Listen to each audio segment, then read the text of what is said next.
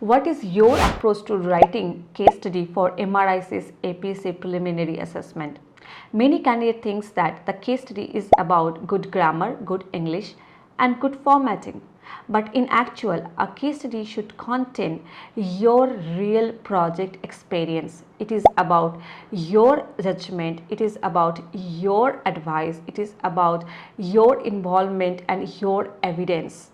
So you should remember, it is not about a PhD research paper. It is not a theoretical assignment that you are performing. You should provide your real project challenge story, a challenge resolving story, a judgment and a proper evidence that should be explained in your case study. In this video, I'll be providing you my tips to write strong case study for your RICS APC Preliminary Assessment. At the end of this video, I'll be also giving you a quick checklist for your case study. So stay tuned till the end of this video. Hi, I am Nomomita Kujur, an RICS APC coach and mentor. I am also RICS counselor and assessor. Many candidates have successfully completed their MRICS journey under my mentorship. Tip number 1, your project case study should be a real project scenario. Completely avoid the hypothetical situation. Your case study should be a piece of work where you were involved completely and you can explain your role clearly. Do not consider any hypothetical situations. Do not consider too much theoretical items, or do not select any case study only because it sounds technical. The assessors want to know about the problem that you have faced, your thoughts or your advice to resolve this problem.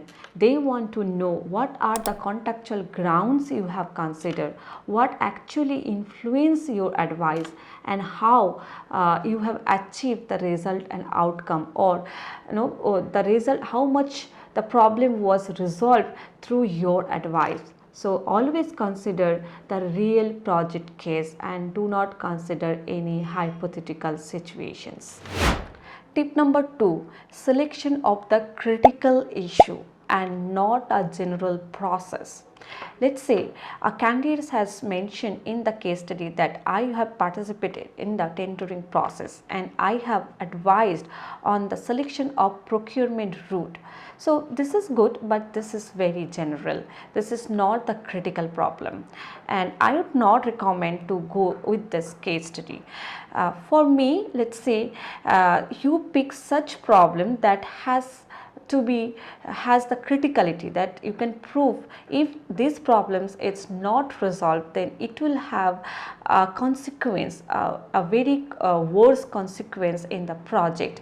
Let's say, for example, a cost overrun, or let's say delay in the progress, or contractors underperformance, or disputes related to claims, or the procurement failure, or the design failure. So these are the critical issues. If these are not resolved, then definitely it will have a very high impact in the project. So you should mention, or you should pick such kind of problems where you can understand or you can reflect the impact of the problem. Tip number 3, plan your 3000 word limit carefully.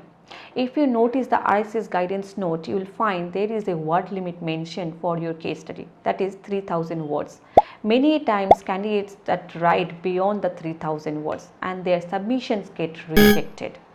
Let me tell you, you should plan your words properly before start writing your case study. You should not write too many things and describing too many words only to give a detailed project history. Assessors doesn't know the unnecessary informations about your project. They need the major things about the key issues and other things. So let me give you some practical advice how you can plan your words. So you can write around 300 to 400 words to describe your project background. Then around 300 words for your role, around 500 words for the key issue. 700 to 800 words for your option, 600 to 700 words for your option analysis and selection of your advice. Then 400 to 500 words to implementation of the selected options or writing about your outcome, lesson learned, the conclusion, those part within 400 to 500 words. Tip number 4, check the validity of your case study. Before you start writing your case study, you should know what is the date of your case study assignment. If you notice the RICS pathway guide, you will find the APC route. It states that your case study should be within 2 years before the submission date, and for SPA the case study should be before 3 years from the submission date.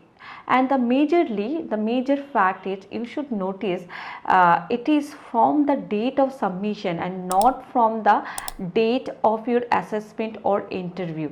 And another fact you should not miss, that your project must be started much earlier, or your involvement is from the beginning of the project or from the end of the project, or when the project is ending. These information doesn't matter.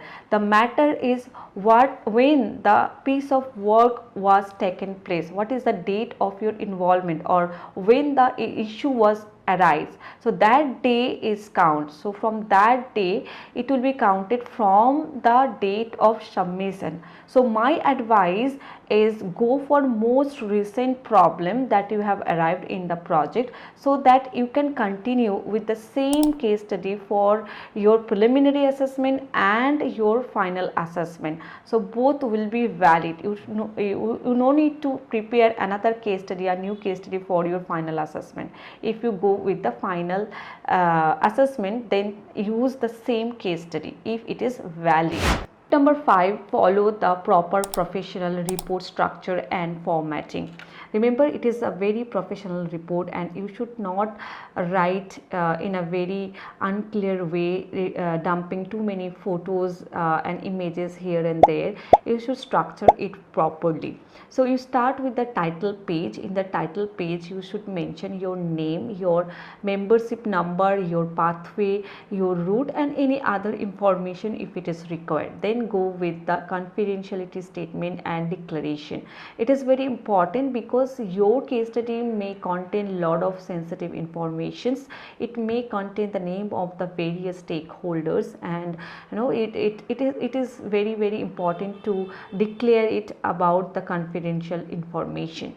Then you start with the a table of content. You should provide the list of tables, list of figures, list of abbreviations, and there would be many other informations like you can add. These are very small sections, but it will make the report very organized and it will be helpful for the assessors to assess your reports very easily. You can also mention the annexure page. In the main body, I would recommend go with the introduction, project description, project particulars, your role, background of the key issue, then key issue, project constraint, option considerations, option analysis, selected options and how you have implemented the options, then outcome, lesson learned, and if there is any recommendation for the future project, consider that. Then conclusion and the annexures. And it is very important to mention or to maintain the proper headlines, subheadings and numberings for your list of figures and the list of tables. You should number it well, and this is how you should format. And you can also download the format which is available in the RICS portal. And that is not everything is mentioned because it is all about your soft skill that you need to apply. Tip number 6 is providing evidence in the annexure. Many candidates provide project pictures and some random graphs and chart in the annexure so that the report will look nicely. But I'm telling you, this is not enough. My advice is to provide something concrete that will reflect your involvement in the working.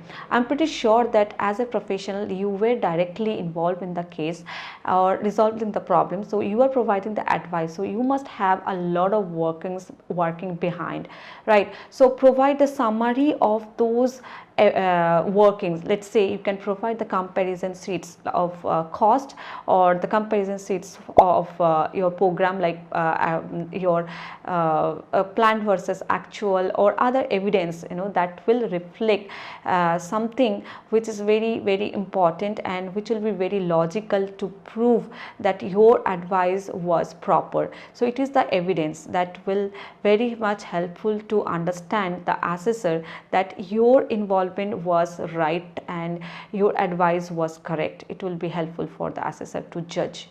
You should remember your annexure is to provide the evidence to connect your explanation logically, and it is not just to make the report nicely. Let me give you a quick checklist for your case study. Before you submit your case study, you should go through this.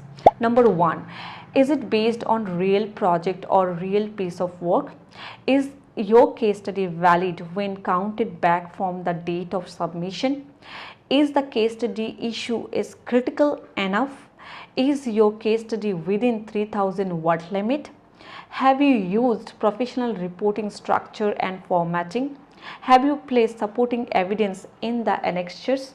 Well, these are very, very important and you must check. Other than this, if you want me to assist you on your case study writing, or if you want me to weight your case study to check whether it has a good standard or it has been written in a proper way, how RICS want, what assessors actually look into your case study, then you can contact me. My details are given in the description box. You can write to me at connect@alphalearnings.com, or you can visit our website www.alphalearnings.com. We provide assistance and support for your MRICS journey. And thank you very much for watching this video.